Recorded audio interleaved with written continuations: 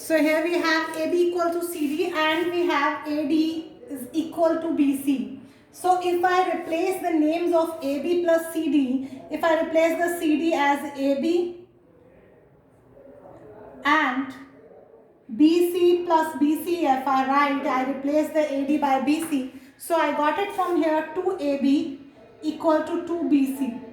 So we can say that AB is equal to BC, and we know very well that in a parallelogram if we have the adjacent sides equal, then it is called a rhombus. Therefore we can say that ABCD is a rhombus. This is the solution of the 11th question. Now I'll take the 12th question after the 13th question. Let's come to the 13th first of all. 13th question says, prove that opposite sides of a quadrilateral circumscribing a circle subtend supplementary angles at the center of the circle.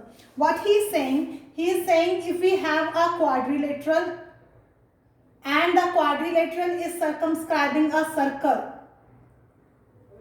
then we need to prove that the opposite sides of a quadrilateral, opposite sides, as we can talk about this and this side, we can name it as ABCD. So I am talking about the opposite side AB and CD. So we need to prove that the opposite sides of a quadrilateral circumscribing a circle subtend supplementary angles at the center of the circle.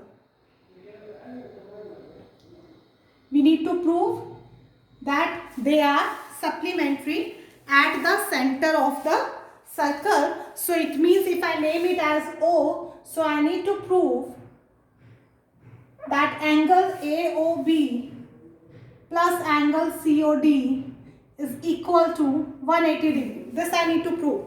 So let's see what we can do for this. First of all, you need to join all the points of contacts with the center. Join all the point of contacts with the center. So this we have P, Q, R and S are the points, and now we need to prove that this plus this is equal to 180 degrees. So before that, I am taking these all the angles.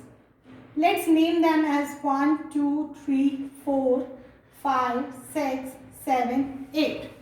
Now, please listen carefully what you need to do. This name is O.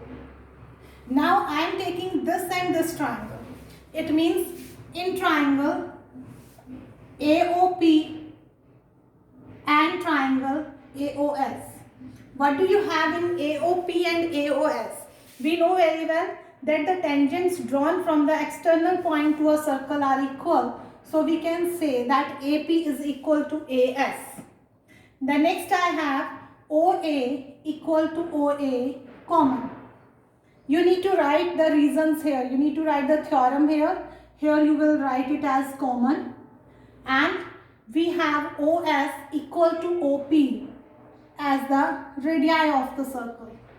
You can prove it by taking these angles 90 degree also. This is your choice how you want to take it. So by this we can say that the triangle AOP is congruent to triangle AOS, and you can write it as by SSS. So if we have these two triangles congruent to each other, so by CPCT I can say angle 1 is equal to angle 8.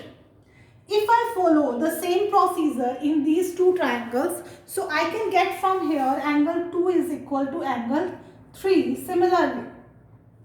Exactly similarly, I can get this angle 4 also equal to angle 5, and in the same way 6 is equal to 7. Clear? So if I have these all the angles equal, I need to take only the sum of this 1 plus 2 and 5 plus 6.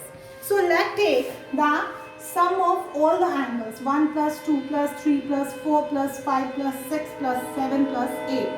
What is the sum of all the angles on a point of the circle? The sum of all angles on the point of a circle is 360 degree actually. Okay, now you have this sum as 360 degree. I want 1 and 2. 1 is equal to 8. So at the place of 8 also I will write 1. And at the place of 3 also I will write 2. Clear? Now I want 5, I don't want 4. So 4 I will replace by 5. 5 plus 5, and exactly in the same way I need 6. So I can take 6 and 6. I hope it is understood. Just I have not done too much. I have just only replaced those names which I don't require and they are equal to these angles. So I took only 1, 2, 5, 6. So 1, 2, 5, 6 I have taken twice. Okay, I have replaced the other names by them.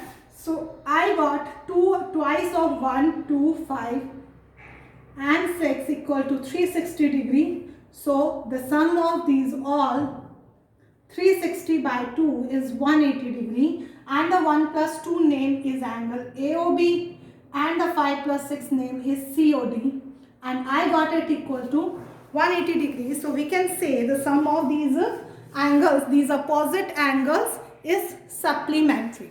This was the proof of the 13th question. Now we will do the 12th question.